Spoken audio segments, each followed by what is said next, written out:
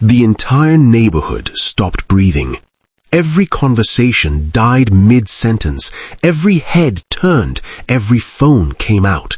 3 black Range Rovers, the kind you only see in Nollywood movies about oil billionaires, rolled slowly down the narrow potholed street and came to a stop. Right there. Right in front of the one-room boys' quarters where Ada the cleaner lived. The kind of place where money never visits, where power never stops, where hope had died quietly years ago. Car doors opened in perfect synchronization. Professional drivers in crisp white shirts stepped out first, then bodyguards in dark suits, then him.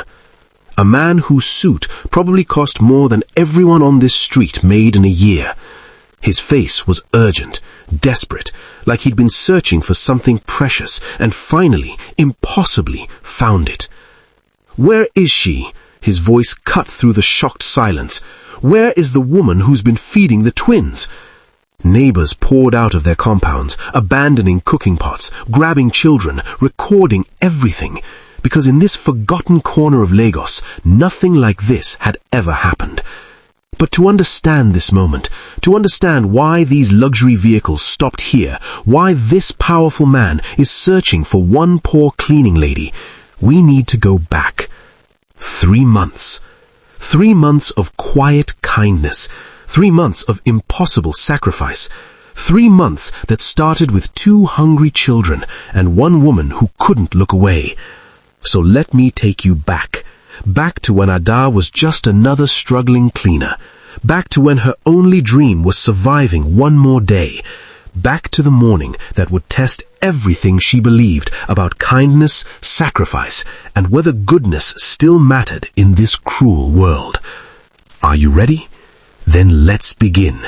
And I promise you, by the end of these 3 parts, you'll understand why small acts of love create earthquakes, why what you give always comes back multiplied, and why the universe never ever forgets those who care for the forgotten. 3 months earlier, 5:30 in the morning. The world was still dark, still half asleep, but Ada was already awake. Already dressed in her faded blue cleaning uniform, the one she'd washed so many times the color had gone from bright blue to something closer to gray. Already stepping out of her room, and when I say room, I'm being generous. It was a boys' quarters. You know what that is? It's the small room at the back of rich people's compounds, the room where housemaids and gatemen live.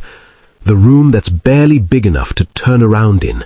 1 thin mattress on the concrete floor, 1 plastic chair with a broken leg, a kerosene stove in the corner, a rope stretched across one wall with her 3 uniforms hanging to dry, a bucket for bathing. That was it. That was home. Ada was 28 years old, but looked older. Poverty ages you like that. Constant stress carves lines in your face. Endless worry steals your youth. She checked the time on the small clock she kept on the floor, the only luxury she owned, and even that was second-hand from the market. Time to go. Time to walk 30 minutes to Madame Beatrice's house in Victoria Island. Time to clean a mansion that had more bathrooms than Ada had outfits. Time to scrub toilets and mop floors and dust furniture while her own room had dust she couldn't afford to care about. But she didn't complain. Complaining changed nothing. She locked her door, a simple padlock on a wooden door that wouldn't stop anyone determined, and started walking. If you've ever worked so hard but stayed poor, drop broken heart in the comments.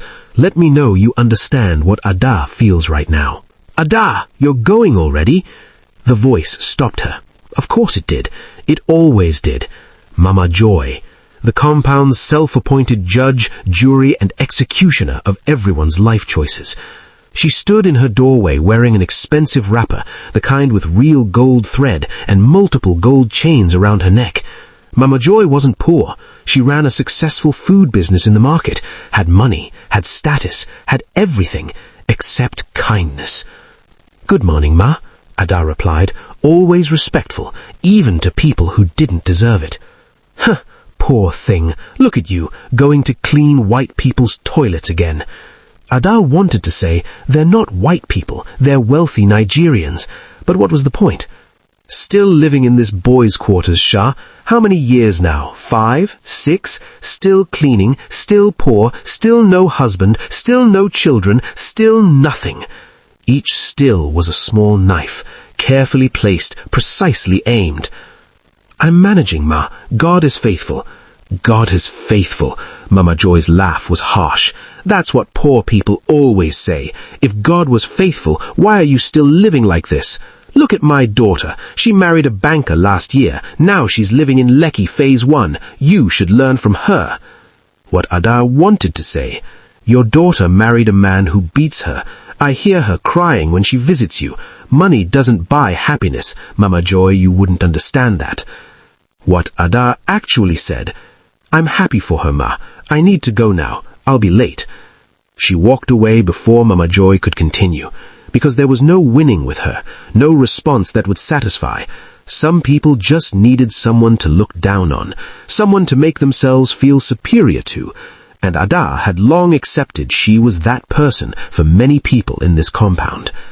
The walk to the bus stop took 10 minutes, through the neighborhood that was just waking up, past the night guards finishing their shifts, past the street sweepers, past all the invisible people who kept Lagos running while Lagos ignored them. That's when she saw them. 2 small children, couldn't have been more than 6 years old, sitting on the curb near the bus stop. Boy and girl. Twins, you could tell immediately. Same face, same eyes, same expression of quiet desperation that children shouldn't know how to make. They were holding hands, like they were each other's only protection in the world. Maybe they were. Their clothes were torn, dirty, the kind of dirty that comes from sleeping on the street. Their feet were bare, covered in dust and small cuts. Their faces were too thin, the kind of thin that says they hadn't eaten properly in a long time. Ada had seen them before, yesterday and the day before, and the day before that, always in the same spot, always holding hands, always watching people pass without saying anything, without begging, just existing, hoping someone would notice, hoping someone would care. Most people didn't, or pretended not to. You know how it is. Lagos has millions of people, thousands of street children. If you stop to help every one, you'd never get anywhere. If you let yourself feel for every suffering person, you'd go mad with grief. So it's easier to look away, easier to tell yourself it's not your problem, easier to harden your heart and keep moving. But Ada couldn't. Her heart wouldn't let her. She stopped, looked at these 2 small faces, and something inside her cracked. She approached slowly, didn't want to scare them. Street children have learned to be wary, have learned that adults usually mean trouble. "Good morning," she said softly. 2 pairs of eyes looked up, cautious, wary, like small animals who've been hurt before and learned not to trust. "What are your names?" Silence, just staring, calculating whether this adult was safe or dangerous. Then, finally, the boy spoke. His voice was small, careful. "Chidi." "That's a beautiful name," Ada said. "And you?" She looked at the girl. "Chioma." "Chidi and Chioma. Twin names. Your parents chose well." At the word parents, something flickered across their faces. Pain, loss. Something too deep for children so young. "Where are your parents?" The children looked at each other, that silent twin communication that needs no words. "Gone," Chidi said finally. Just that. Gone. Not dead, not missing, just gone. And in that one word was a story Ada could feel, but not fully know. "Are you hungry?" Stupid question. Of course they were hungry. They were street children. Hunger was their constant companion. Both nodded. "When did you last eat?" "Yesterday," Chioma whispered. "What did you eat?" "A woman gave us small bread. We shared it." Yesterday.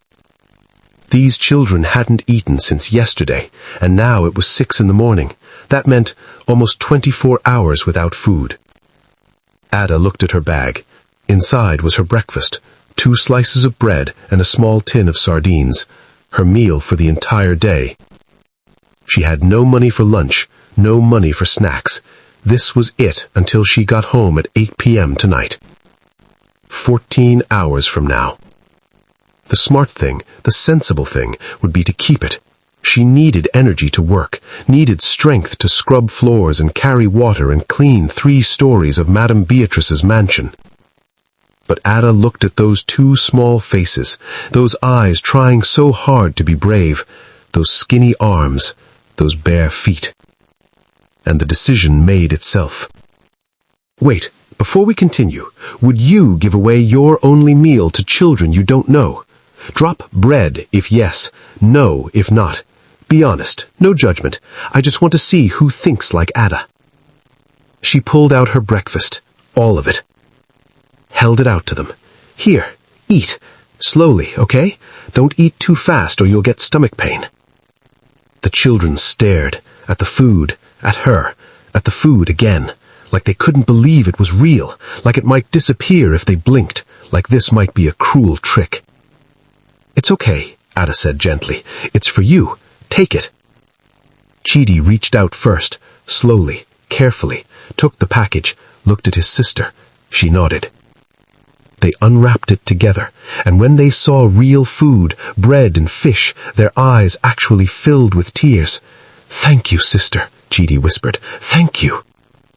They ate, carefully at first, then hungrier, faster, like they'd been starving for days, and maybe they had been. Ada watched them, and felt her own stomach growl, felt the hunger she'd just made worse, felt the emptiness she'd have to carry all day. But she also felt something else. Purpose. Like maybe this was why she was here, why she'd walked this route, why she'd seen them. Maybe poverty wasn't just something that happened to her. Maybe it was preparing her, teaching her empathy. Putting her in a position to understand what hunger felt like so she couldn't ignore it in others. The children finished eating, looked up at her with faces transformed, not just by food, by kindness, by the fact that someone had seen them, really seen them, and cared. What's your name, sister? Chioma asked. Ada. Sister Ada, Chioma repeated, testing the words. Then, with absolute sincerity, God will bless you. Out of the mouths of children, words of blessing from those who had nothing, and somehow, despite her empty stomach, despite her poverty, despite knowing she'd be weak and dizzy by afternoon, Ada felt rich.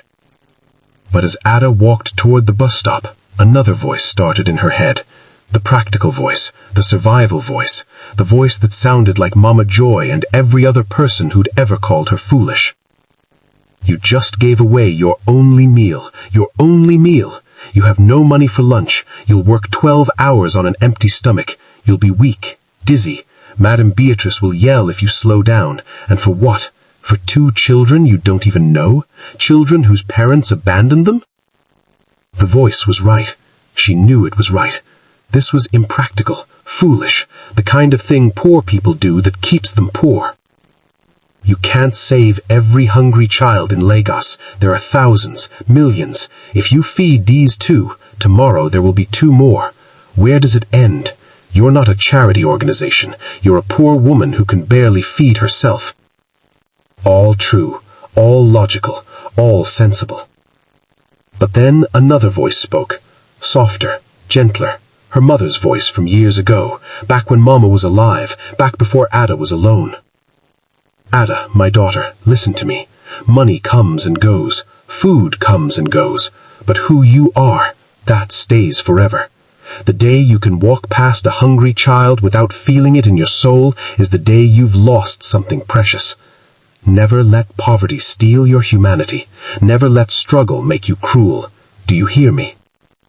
Her mother died 10 years ago, but her words lived on. Shaped Ada's choices, reminded her that being poor didn't mean being heartless. Ada reached the bus stop, got on the cramped Danfo heading to Victoria Island, stood pressed between other tired workers heading to clean other people's houses, cook other people's food, raise other people's children. Her stomach growled loudly. The woman next to her glanced over, then looked away. Everyone had their own struggles. Ada closed her eyes, made a decision. Tomorrow, she'd bring breakfast again, for Chidi and Chioma. She didn't know how she'd afford it, didn't know where the food would come from, didn't have a plan. But she'd made the decision, and once Ada decided something, she kept her word, even if it killed her. Madame Beatrice was already awake when Ada arrived, never a good sign. When Madame woke up early, she was looking for things to complain about, looking for ways to remind Ada and herself of who was the boss. "You're late," Madame announced from her throne-like chair in the living room. Ada wasn't late. She was exactly on time, 7 a.m. like always, but arguing with Madame was like arguing with the rain, pointless and exhausting. "Sorry, Ma." "Sorry? Is that all you can say? Do you know how much I pay you?" 40,000 naira a month, about $90, for 6 days a week, 12 hours a day, for cleaning a 6-bedroom mansion, for scrubbing 4 bathrooms, for cooking, for washing, for anything Madame demanded. But Ada didn't mention this. What was the point? "It won't happen again, Ma." "It better not. You know, Ada, I'm watching you, watching very carefully." Ada's heart skipped. Watching for what? "These poor people, they come to work in your house and they think you owe them something. They think because you have money, you should give them more. But let me tell you, I worked for my wealth. My husband worked. Nobody gave us anything. So don't expect me to feel sorry for you." Ada wanted to ask, "Who asked you to feel sorry for me? When have I ever begged you for anything except fair pay for honest work?" But she swallowed the words, swallowed her dignity, because she needed this job. Because jobs like this, even terrible ones, were hard to find. Because losing it would mean losing her room, losing her ability to eat, losing everything. "Yes, Ma, I'll start cleaning now." "Good. And Ada, the kitchen floor better shine like a mirror today. If I see one streak, one spot, you'll do it again, for free. Understand?" "Yes, Ma." Ada went to work, scrubbing, mopping, dusting, washing, all the invisible labor that kept Madame Beatrice's life comfortable. And all day her stomach growled, twisted, complained. But every time the hunger got unbearable, she thought about Chidi and Chioma, about their faces when they saw the food, about the way they said thank you like it was a prayer, and somehow that made the hunger bearable. If you've ever had a boss who treated you like this, drop emoji below. Let me know I'm not alone in understanding what Ada endures. And so it began. A routine, a ritual, a promise kept every single morning. Day 2. Ada pared bread and boiled eggs. The twins were waiting. Actually waiting. Like they'd hoped but hadn't quite believed she'd come back. When they saw her, their faces lit up. "Sister Ada, you came back!" "Of course I came back. I said I would." Day 3. Rice and stew, carefully wrapped in plastic and then newspaper to keep it warm. The twins ran to meet her this time. No more caution, no more fear, just pure joy. "Sister Ada, we knew you'd come. We told each other, Sister Ada will come." Day 4. Yam and palm oil. Simple food, poor people's food, but food nonetheless. Chidi said something that broke Ada's heart. "Sister Ada, we dream about you. We dream you're our mama." Day 5. Whatever she could scrape together, whatever she could afford. And every day Ada gave her her portion. Every day she worked 12 hours on an empty stomach. Every day she got a little thinner, a little weaker. But every day she came back. Because once you start loving someone, even someone you just met, even someone who isn't your responsibility, you can't stop. Love doesn't follow logic. It doesn't calculate cost. It just is. The twins started to change, subtly. They were still homeless, still dirty, still vulnerable, but something was different. Their eyes held something they hadn't had before. hope. That's what kindness gives you. Not food, though food matters. Not shelter, though shelter matters. It gives you hope. The knowledge that someone sees you, someone cares, someone will show up. And for children who've lost everything, hope is everything. But kindness doesn't go unnoticed, and in a place like Ada's compound, being noticed is rarely good. Mama Joy noticed. Of course she noticed. Mama Joy noticed everything, and what she noticed, she shared loudly with everyone. "You people come and see, Mama Joy called out one afternoon to the other compound residents. "Come and see what this Ada's doing." Women gathered, because gossip is free entertainment. "Every morning, every single morning, I see this girl giving food to those street children, those tweens that sit by the bus stop. You know them?" Nods. Everyone knew them. Everyone had walked past them. Every morning, not just once, not just sometimes, every single morning. Yeah, but why? That's what I want to know. Why?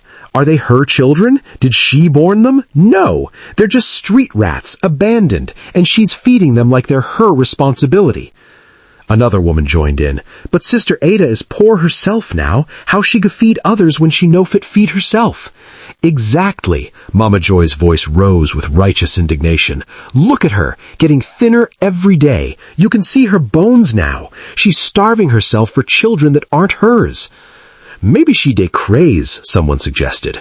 Craze? Yes, she must be crazy. No normal person does this. You work hard, you keep your money, you take care of yourself first. But Ada is giving her food to strangers. The women shook their heads, clicked their tongues, that particular sound of judgment and disapproval. "She go suffer, one predicted. "Mark my words, this kind of foolishness, it go end in tears." "It will end badly," Mama Joy agreed. "I've seen it before. People who are too kind, too soft, this wicked world chews them up and spits them out. Ada is headed for disaster. And when it happens, don't say we didn't warn her." Ada heard them. How could she not? They weren't even trying to be quiet. She heard every word, every laugh, every judgment. And it hurt.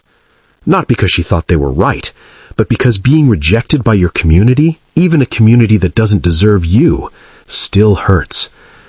But she kept walking, kept going, kept feeding Chidi and Chioma, because their smiles mattered more than Mama Joy's opinions. That night, in her small room, hunger kept her awake. That and the voices, Mama Joy's voice, the other women's voices, all telling her she was foolish, stupid, cursed. She pulled out her one treasure, a photograph, old, faded, creased from being held too many times. Her family, Mama, Papa, and little Ada, age 10, smiling, whole, before everything fell apart. She didn't know then, couldn't know, that in 2 years Papa would die. Motorcycle accident on the Lagos-Ibadan Expressway, gone in seconds. Life to death in the time to take to blink.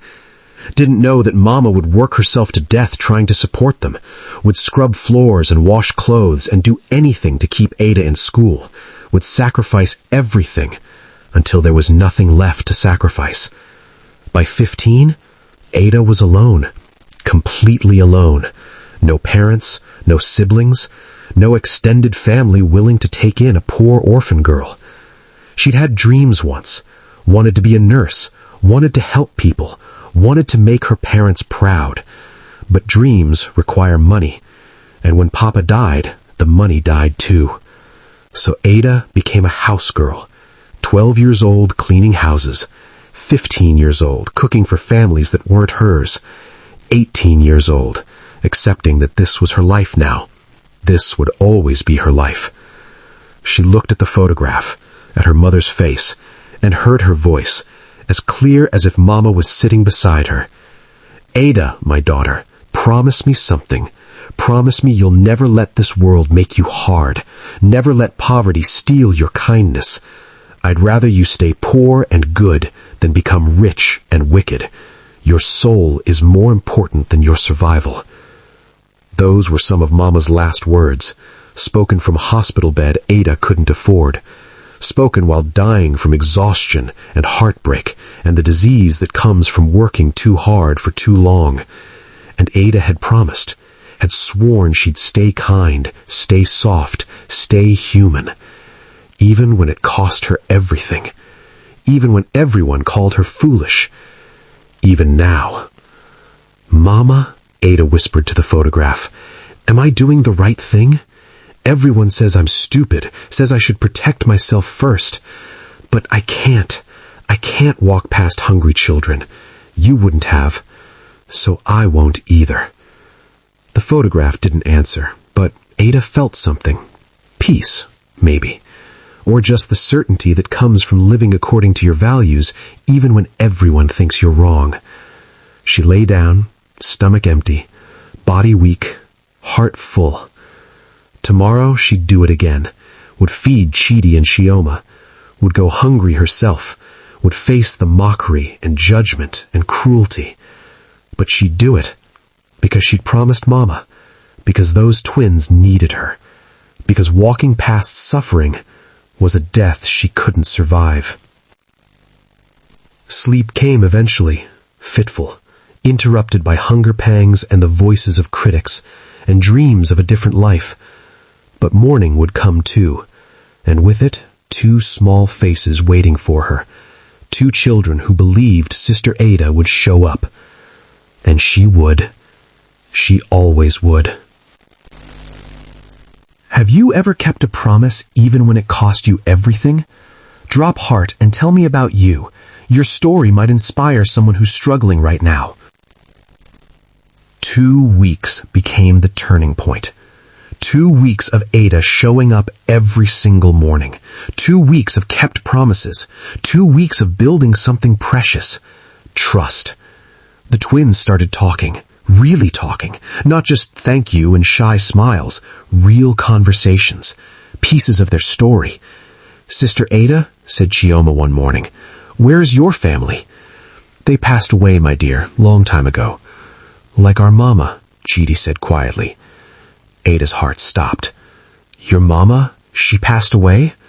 Both children nodded. "When?" "After the accident," Chioma whispered. "What accident?" The children looked at each other.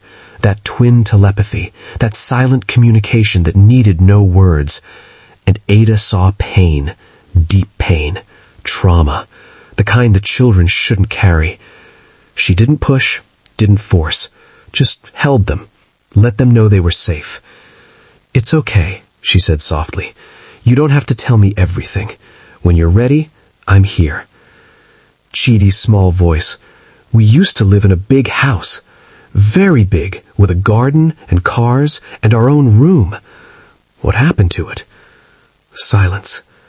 Then, after Mama died, we got separated from Papa. Separated how? The accident. There was confusion, blood, screaming. We were in the hospital. When we woke up, Mama was gone, and we couldn't find Papa. The nurses said he died too, but what? Chioma's eyes filled with tears. "But we don't believe it. We feel him, inside, like he's still alive somewhere, like he's looking for us." "Maybe he is," Ada said gently. "Maybe he is looking, and maybe he'll find you." She didn't know if that was true, didn't know if she should give them hope that might be false. But what else could she do? They were 6 years old. They'd lost their mother. They were living on the streets. They needed hope more than they needed truth. "Until then," Ada said, "you have me, okay? I'll keep coming. I'll keep bringing food. You're not alone." Chidi hugged her then, just threw his small arms around her waist and held on tight. Chiyoga joined, and Ada sat there on that dirty curb with 2 street children holding her like she was their mother, and she made a silent vow. She'd protect them, feed them, care for them, for as long as they needed her, even if it cost her everything.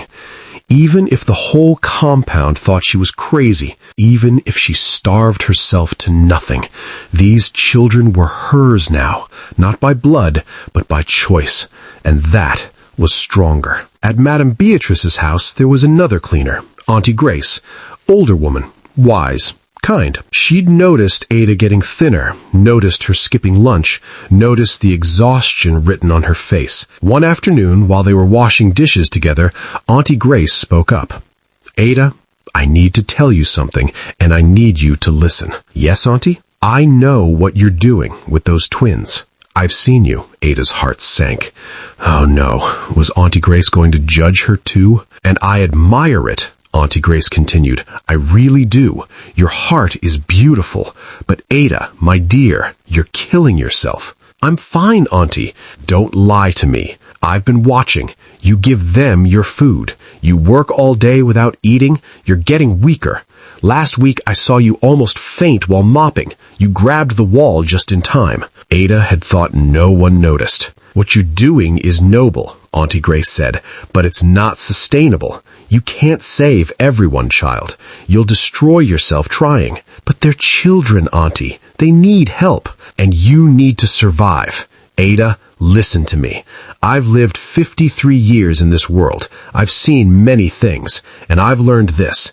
You can't pour from an empty cup. You're emptying yourself for those twins. Soon you'll have nothing left. Then what? You'll collapse, lose this job, then you can't help them at all." Ada looked down at the dishes. Suds and water and her reflection distorted in the wet plate. "I don't know what else to do, Auntie. I can't just walk past them." "I'm not saying walk past them. I'm saying be smart. Eat something yourself, even small. You can't be their mother if you're dead." The words hit hard because they were true. "And there's something else," Auntie Grace added, her voice dropping lower. "Madame Beatrice, she's been asking questions about the food." "What food?" "The small things that go missing from the kitchen. A few eggs, some bread, yesterday a cup of rice. Madame has noticed." Ada felt ice in her stomach. She'd been... Yes, sometimes, when Madame wasn't looking, when there was leftover food that would get thrown away anyway, Ada would take small portions for the twins. Was that stealing? It was food that would go to waste, food that would end up in the garbage, but Madame Beatrice wouldn't see it that way. "She's watching you, Ada. Be careful. If she catches you, she'll fire you, and she won't pay your last salary. You know how she is." Ada nodded slowly, fear creeping in now. She couldn't lose this job. This job was everything. Her survival, her ability to keep her room, her ability to help the twins at all. "I'll be careful, Auntie. Thank you for warning me. I'm not trying to scare you. I just don't want to see you suffer more than you already are. You're a good girl, Ada. Too good for this wicked world sometimes. But good doesn't pay rent. Remember that." Auntie Grace walked away, leaving Ada with her thoughts and her fear and the growing certainty that her kindness was building towards some kind of reckoning. She just didn't know what kind.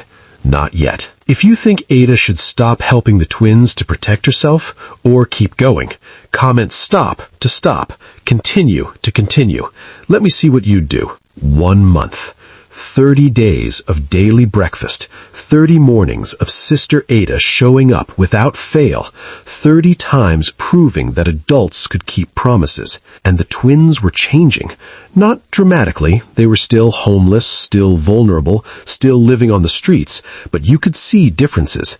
Small victories. Their faces weren't as sunken. Regular food was filling them out. Not plump. That would take months, years, but less skeletal. You could see them becoming children instead of survivors. Their eyes were brighter. Hope does that, changes your whole face. They smiled more, laughed even. Sometimes Ada would tell them funny stories about the ridiculous things Madame Beatrice said, and the twins would giggle. That sound, children's laughter, was worth more than any salary. And they'd started taking care of themselves better, would wash their faces in public tap water, would try to keep their clothes cleaner, like they were remembering how to be children, how to have dignity. "Sister Ada, look," Chioma showed her proudly one morning. "We washed our clothes yesterday in the tap by the market. The clothes were still torn, still old, still still poverty's uniform, but they were cleaner, and the pride in Chioma's voice, the simple joy of accomplishment, broke Ada's heart in the best way. "You did well, my dear. I'm proud of you. We want to be clean," Chidi explained seriously, "like proper children, like when we lived in the big house." "You are proper children," Ada said firmly. "Living on the street doesn't change that. You're proper children who are going through hard times, that's all." But she wondered, how long? How long could she sustain this? She was already at her limit, already working without food most days, already too weak, already dancing on the edge of collapse. But looking at these two faces, faces that now held hope instead of despair, how could she stop? She couldn't. She knew she couldn't. Even if it killed her, she'd keep coming back. It was Chioma who asked the question. That morning, after they'd finished eating, after they'd told Ada about their day, they'd found a safe corner behind a church to sleep. One of the church women had given them water. Chioma looked up at Ada with those big eyes. "Sister Ada?" "Yes, my dear?" "Why do you do this?" "Do what?" "Bring us food every day. You don't know us. We're not your children. Why do you care?" The question hung in the air.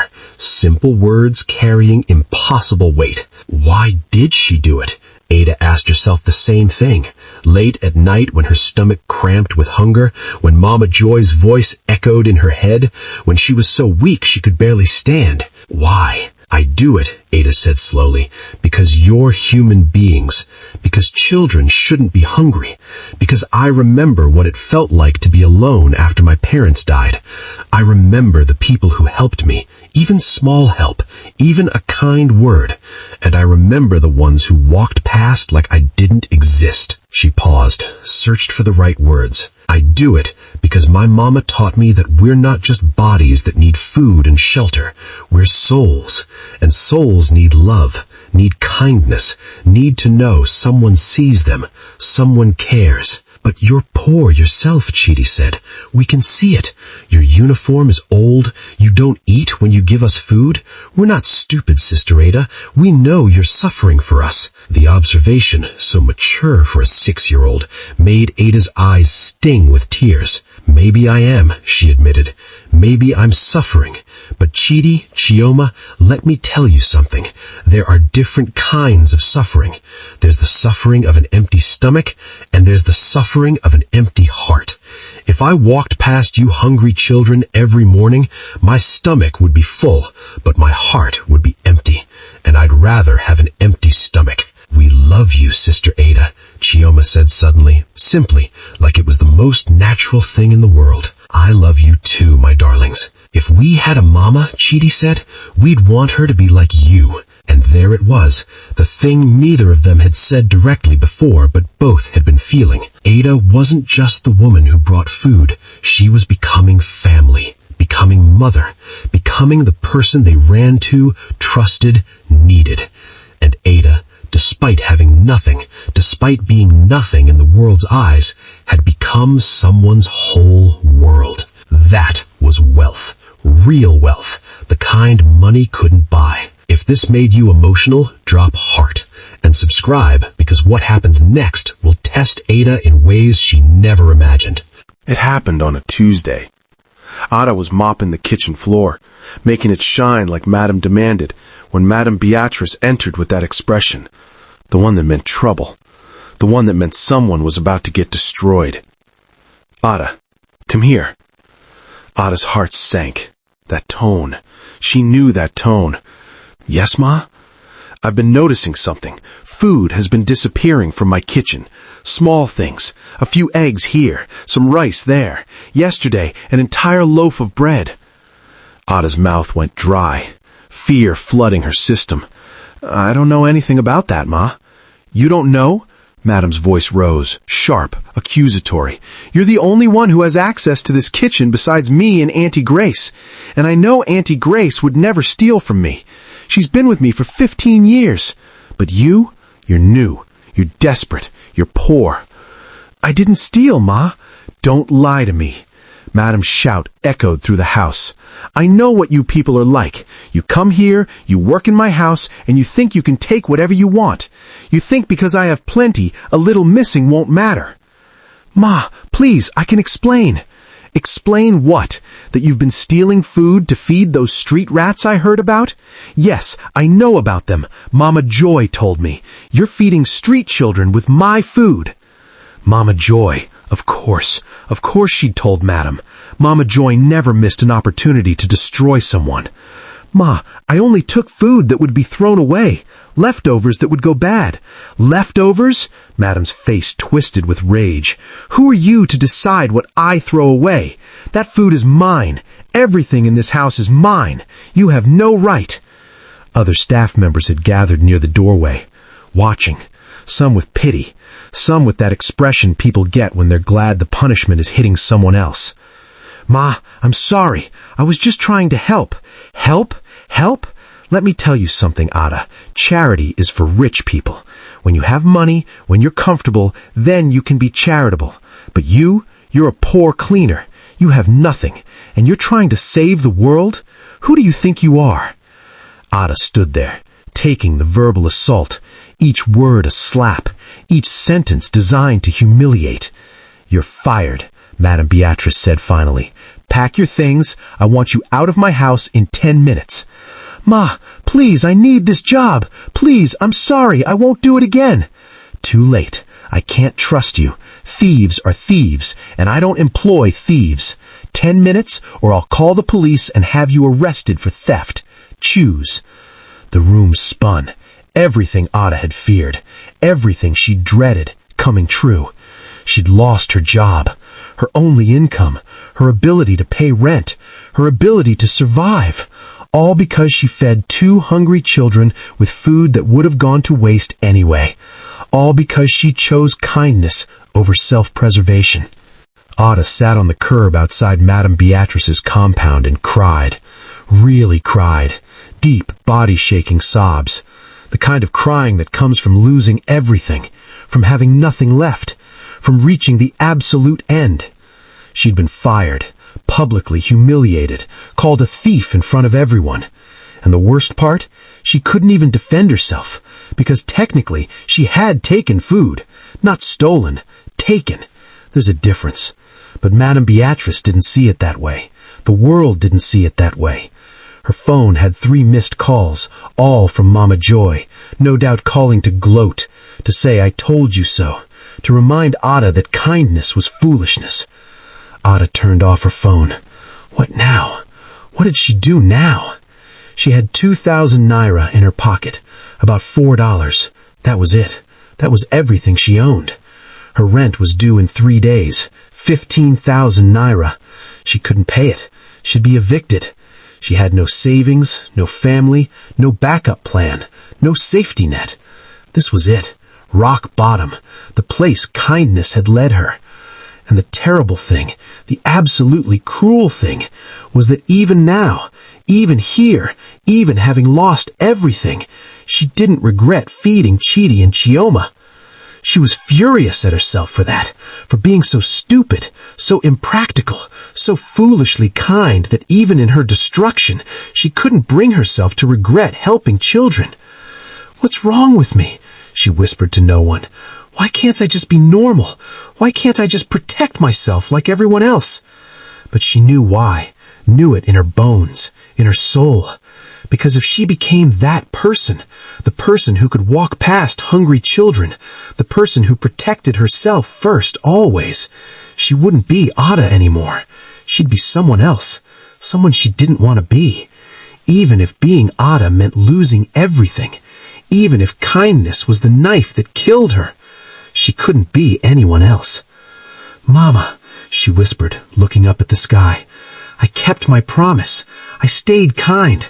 I stayed soft. But Mama, I can't do this anymore. I have nothing left. Nothing. What do I do now? The sky didn't answer. Just blue, indifferent, beautiful. Ada wiped her tears, picked up her small bag, started the walk back to her compound, back to face Mama Joy's judgment, back to figure out how to survive with no income, no job, no future. But first she had to tell Chidi and Chioma, had to explain that tomorrow she might not be able to bring breakfast, that her daily visits might end, that she had failed them. That thought, breaking their trust, breaking her promise to them, hurt worse than losing her job, worse than anything. She found them at their spot. They saw her coming and smiled, then saw her face and the smiles died. "Sister Ada, what happened? Why are you crying?" She sat down with them, tried to find words. How do you tell children who've already lost everything that they're about to lose more? "I need to tell you something. Something bad happened today." Fear flashed across their faces. "Are you leaving? Are you going away like everyone else?" "I don't want to, but I might have to. I lost my job today. I have no money, and without money I can't keep my room. And if I can't keep my room, I have nowhere to live." Chioma started crying immediately. No, Sister Ada, you can't leave. You're the only one we have."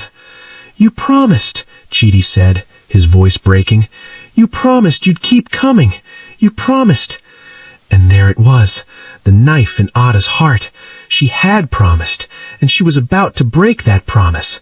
Not because she wanted to, but because the world didn't let poor people keep their promises to other poor people. "I know, my darlings, I know, and I'm so sorry. I don't want to leave you. I swear I don't. But I have to find another job, have to find money for rent, and I don't know how long that will take. I don't know if I can still come every morning." The twins clung to her, both crying now. "Please don't go. Please. We'll be good. We won't eat much, just small food. Please don't leave us." Ada held them, these two small bodies shaking with sobs. These two children who'd already lost their mother, lost their father, lost everything, now losing her too. "I'll try," I promised, even though she didn't know how, even though she had no plan. "I'll try to keep coming. Maybe not every day, but I'll try, okay?" "Promise?" Chioma looked up with red eyes. How could she promise? How could she make a promise she didn't know if she could keep? But looking at those faces, those desperate, terrified, loving faces, she couldn't say no. "I promise. I'll find a way. Somehow." She gave them the last of her money, all 2,000 naira, pressed it into Chidi's hand. "Here, use this for food.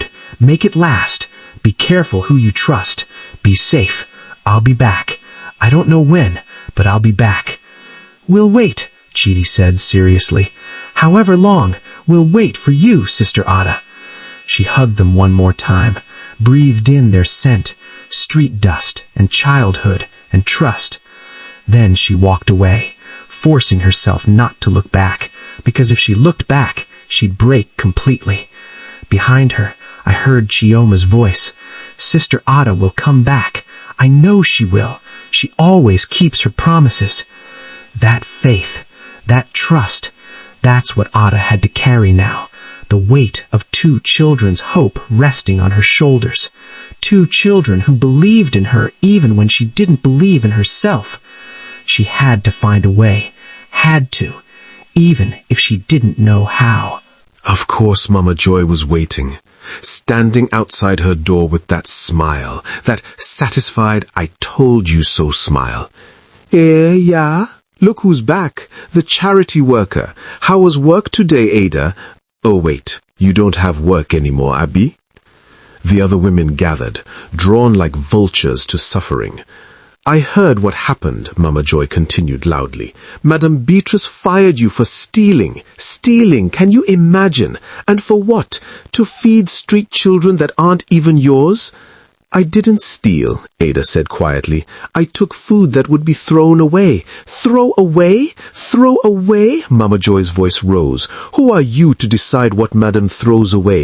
You think because you're kind-hearted, you can take what doesn't belong to you? You think your good intentions give you right to other people's property?"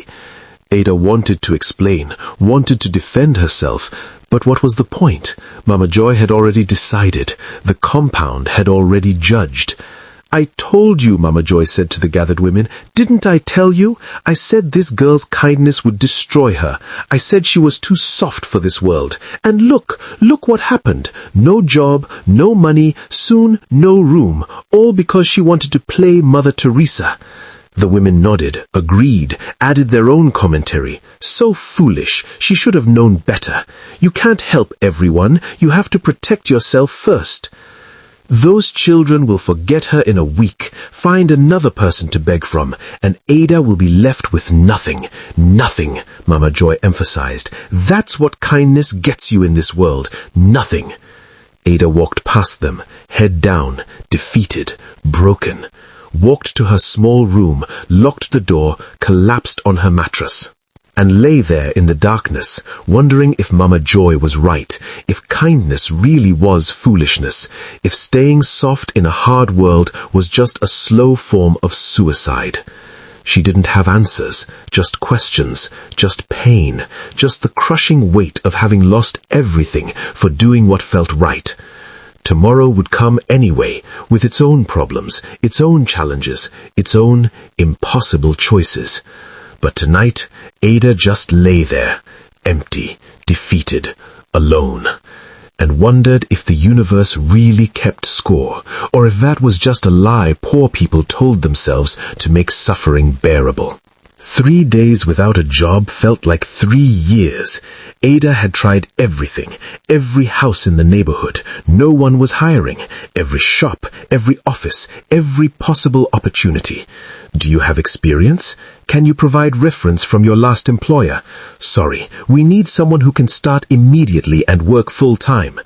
Every door closed, every hope crushed, every possibility eliminated. And now this, the landlord standing at her door, stern face, official paper in hand. "Ada, your rent was due yesterday." "I know, sir. I'm trying to find the money. I just need a few more days." "A few more days? You've been saying that for months. You're always late, always scrambling, always barely making it." "I lost my job, sir. I'm looking for new work as soon as I find something." "I've heard this before. From you, from others. Everyone has an excuse. Everyone needs more time. But I have bills too. I have my own responsibilities." The neighbors were watching now, doors cracked open, eyes peering out, witnessing Ada's humiliation. "Please, sir, just 1 week. 1 week and I'll have the money.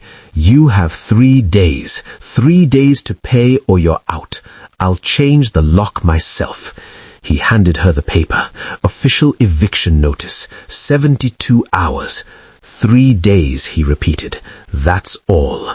He walked away, leaving Ada holding the paper like it was a death sentence, which in a way it was. Eviction meant homelessness, meant becoming like Chidi and Chioma, meant the street, meant the end of everything. She had 3 days to find 15,000 naira. 15,000 with exactly 0 naira in her pocket. The mathematics were impossible. The situation was impossible. She was drowning, and no one was throwing her a rope. Pride is a luxury poor people can't afford, so Ada did what she'd never done before. She begged. First up, Mama Joy, because even though Mama Joy was cruel, she had money. "Mama Joy, please, I need to borrow 15,000 naira, just for rent. I'll pay you back as soon as—" Mama Joy laughed, actually laughed. "Borrow from me? After everything I said? After warning you this would happen? No, Ada, you made your bed with those street children. Now lie in it." Door closed. Second stop, Auntie Grace. Kind Auntie Grace would help, right? "Ada, my dear, I would if I could, but I'm sending money to my village this month. My mother is sick. I have nothing extra. I'm so sorry." Door closed. Third stop, the pastor at the church she attended. Surely the church helped people in crisis? "Sister Ada, we have a benevolence fund, but you need to fill out an application. It takes 2 weeks to process, and we can only help members who tithe regularly. Do you tithe?" She couldn't tithe. She barely had money for food. "No, sir, but I'm desperate." I'm sorry. Rules are rules. Come back after you've been tithing for 6 months. Door closed. 4th stop, 5th stop, 6th stop. Neighbors, church members, people she'd helped before with small favors. All said no. All had reasons. All had their own struggles. All had to protect themselves first. And Ada understood. She did. She couldn't blame them. Everyone was barely surviving. No one had extra. No one could risk their own security for someone else. But understanding didn't make it hurt less. Didn't make the rejection sting less. Didn't make her situation any less impossible.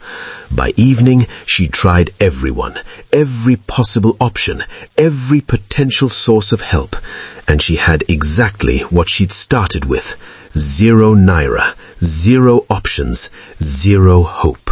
The next morning, despite everything, Ada went to see Chidi and Chioma. She'd promised she'd try, and Ada kept her promises, even stupid promises, even impossible promises. She had no money, but she'd managed to scrape together one small meal. Bread, just bread, nothing else, but something. When the twins saw her, their faces exploded with joy. "Sister Ada, you came! We thought you wouldn't come anymore." "I said I'd try. I keep my promises." They ate the bread like it was a feast, and Ada watched them, memorizing their faces, because this might be the last time, probably was the last time. In 2 days, she'd be evicted, would have nowhere to go, would probably have to leave Lagos altogether, go back to her village where she had distant relatives who might take her in out of obligation. These children would be alone again, like they were before she found them, and that thought that she'd given them hope just to abandon them was unbearable. "Sister Ada, why are you crying?" Chioma asked. "I'm not crying. Something in my eye." But Chidi, observant Chidi, knew better. "You're sad. We can see it. What's wrong?" How could she tell them? How could she explain that being kind had destroyed her, that feeding them had cost her everything, that love wasn't enough to beat the cruelty of the world? "I'm just tired, my darlings. That's all." "We wish we could help you," Chioma said. "We wish we had money to give you, like you gave us food." The innocence, the pure, beautiful innocence of children who wanted to help but had nothing. "You help me every day, my darlings, by being here, by letting me love you. That's help enough." She hugged them, long, tight, like she was saying goodbye, which she was. "Be safe, be smart, take care of each other." "We will, and we'll wait for you. You'll come back, right? You'll find us again?" "I'll try. I promise I'll try." She walked away before they could see her break down, before they could see that this was probably goodbye forever. And with each step, she felt pieces of her heart crumbling, falling, dying. The night before eviction, Ada sat in her small room surrounded by the few things she owned. One small bag would hold everything. That's how little she had. 28 years of life fit into one plastic bag. She looked at the photograph of her parents one last time, Mama's face smiling back at her. "Mama, I'm sorry. I tried to keep my promise. I tried to stay kind, but it destroyed me. Everything you taught me about goodness, about helping others, about staying soft, it led me here, to nothing, to homelessness, to complete failure." The photograph didn't answer, just stared back with frozen hope from a better time. "Was it worth it, Mama? Was feeding 2 children worth losing everything? Because I can't see it. I can't see the purpose. I can't see the blessing. I just see suffering, mine and theirs." Ada reached the bottom, the absolute bottom, where faith goes to die, where hope becomes a joke, where the idea that goodness matters seems like a cruel lie told poor people to keep compliant. "I don't even know if I believe anymore," she said to the darkness. "Don't know if I believe in goodness, in justice, in the universe keeping score. Because if it does, Mama, Where's my reward? Where's the blessing for staying kind? Where's the happy ending? No answer. Just silence. Just the sound of her own heartbreak. Tomorrow she'd be on the street, would lose the last shred of dignity, would become what everyone predicted, another fool destroyed by kindness. And the twins? The twins would watch her disappear, would learn the lesson everyone wanted them to learn. Don't trust, don't hope, don't believe anyone will stay. Ada lay down on her mattress one last time. This would be her last night here. Last night with walls and a door and something resembling privacy. Tomorrow would bring the end of everything. She closed her eyes, too exhausted for tears, too broken for prayer, too defeated for hope. Sleep came, dark and dreamless, the sleep of someone who'd given up. But she didn't know, couldn't know, that while she slept, forces were moving, wheels were turning, someone had been watching, someone had seen everything, someone was about to change everything. But that revelation was still hours away. For now, Ada just slept, broken, homeless to be, defeated. The woman who'd chosen kindness and paid the ultimate price. Morning came too quickly. Ada woke to knocking, hard, official knocking. The landlord, with a new padlock. "Time's up, Ada. You need to leave now." She packed her bag. Didn't take long. Everything she owned fit easily. Walked out of the room, out of the home she'd had for 3 years, out into the compound where everyone was watching. Mama Joy stood by her door, arms crossed, that satisfied expression. "I told her," Mama Joy said to anyone who'd listen. "I warned her this would happen, but did she listen? No. Now look at her, homeless, all because she wanted to be Mother Teresa." Other neighbors watched with pity or judgment, or that particular relief people feel when disaster hits someone else. Thank God it's not me. The landlord changed the lock. Click. Final. Absolute. "Good luck, Ada," he said. Not unkindly, but not kindly either. Just transaction complete. Ada stood in the compound with her plastic bag and nowhere to go. Homeless. At 28 years old. Homeless. Where did she go now? The street? The church? The bus station? She started walking. No destination. Just walking. Because standing still in that compound, in front of those judgmental eyes, was unbearable. 1 foot in front of the other. That's all she could manage. 1 step. Then another. Then another. She found herself at the bus stop, at the twins' corner, like muscle memory had brought her there. Chidi and Chioma were waiting, like always, hoping, like always. When they saw her with her bag, saw her face, they knew. "No," Chioma said. "No, Sister Ada, no." "I'm sorry, my darlings. I have to go. I have no room anymore, no money, no way to stay in Lagos." Both children ran to her, grabbed her, held on like if they held tight enough they could keep her there. "Don't go, please don't go. What will happen to us?" "You'll be okay. You're strong. You're survivors. We don't want to survive." Chidi was crying now, openly. "We want you. You're our family. You're all we have."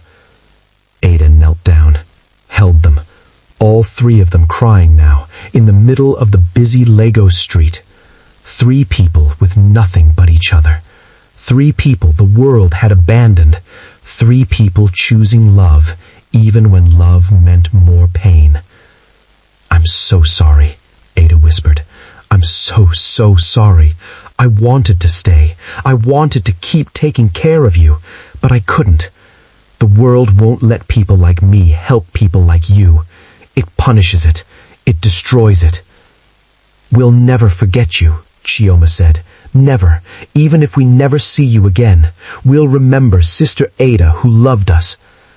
And I'll never forget you," You gave my life meaning. You made suffering worth it. You... Excuse me. A voice. Male. Confident. Behind them. Ada turned. A man stood there. Tall, well-dressed, expensive suit, the kind that screamed wealth and power. He was looking at the twins, staring at them with an expression Ada couldn't read. Shock? Recognition? Hope? The twins held on to Ada tighter. Strangers meant danger. "Can I help you?" Ada asked, positioning herself protectively in front of the children. The eyes were wet. Tears. He was crying. These children, his voice breaking. These twins, what are their names? Why do you want to know? Please, just tell me their names. Ada looked at the twins. They nodded slightly, giving permission.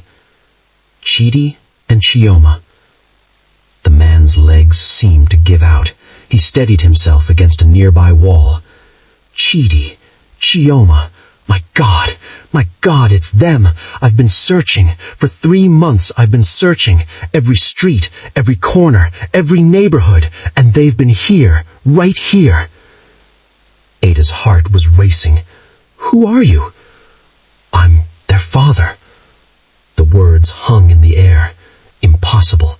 The twins said their father was dead, lost in the accident, gone. You're lying, Ada said.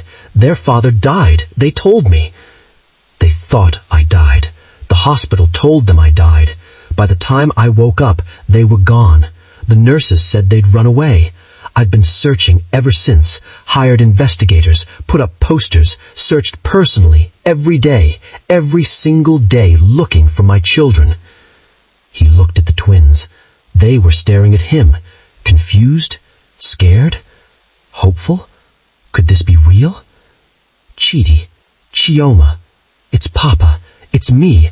I didn't die. I'm here. I've been looking for you. Papa? Chioma's voice, uncertain, afraid to believe.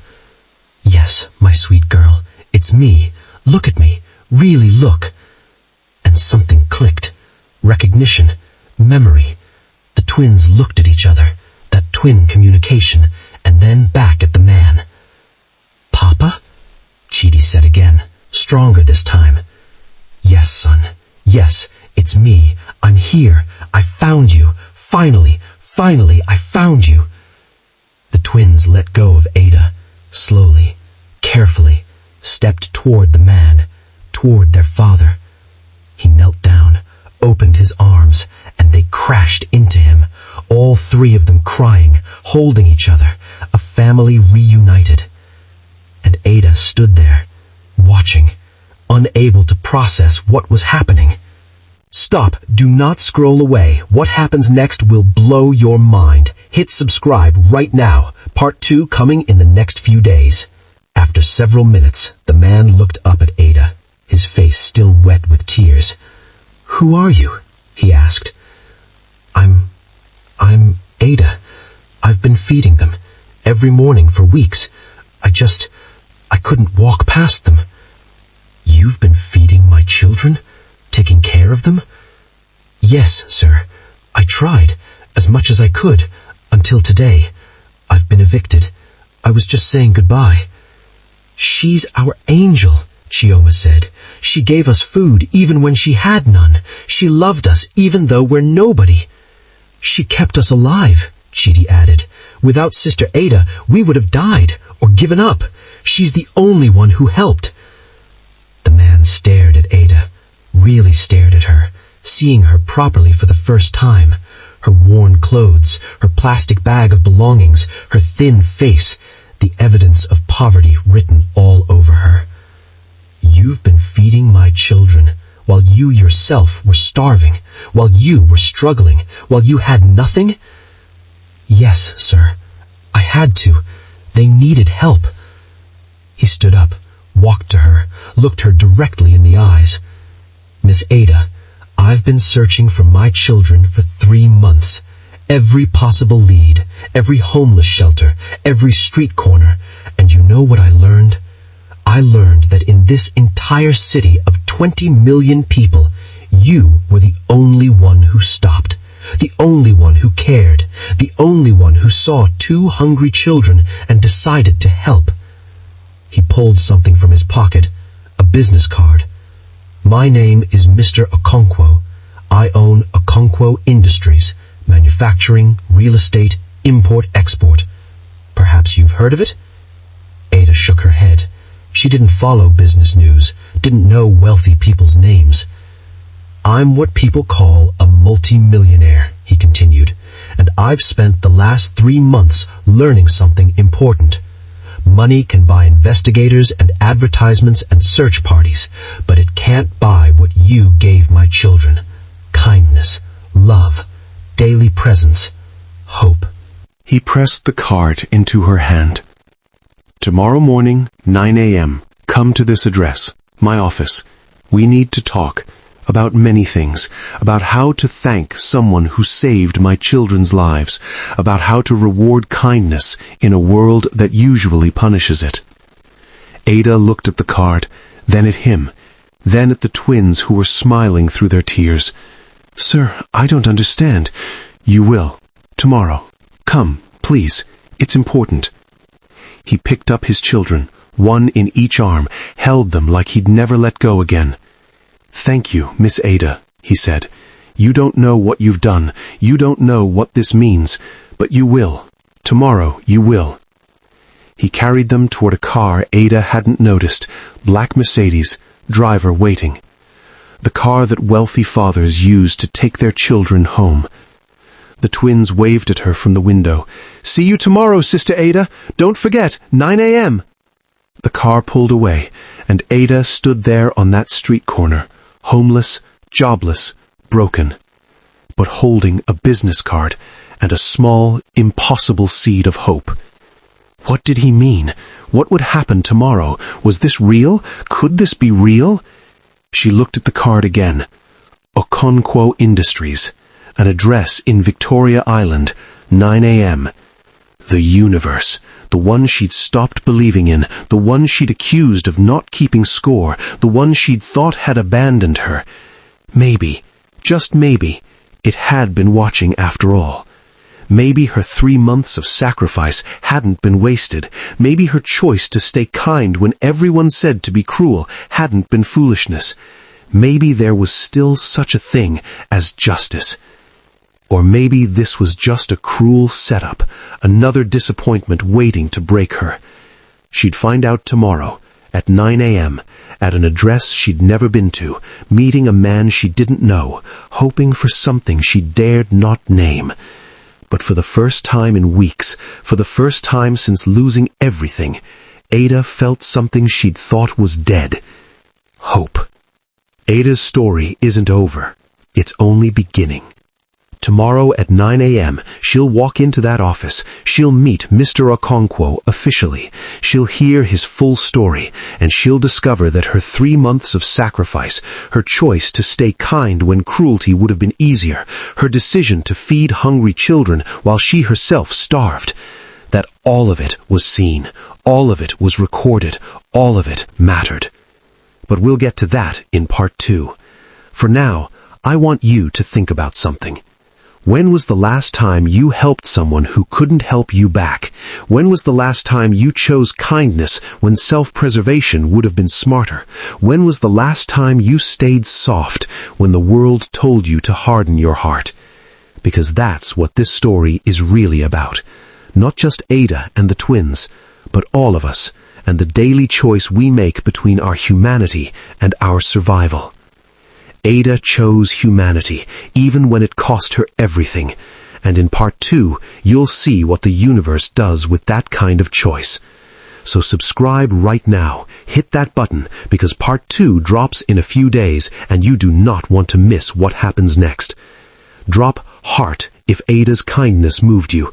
Drop prayer if you believe goodness still wins. Drop built up if you've ever sacrificed for someone who couldn't repay you. And share this video, please, because somewhere out there, someone is going through what Ada went through. Someone is choosing between kindness and survival, and they need to see this story. They need to know that their choice matters, that someone's watching, that the universe keeps score. I'll see you in part 2, where everything changes, where questions get answered, where kindness gets its reward. Until then, stay kind, stay soft, stay human. The world needs more people like Ada. Maybe you're one of them.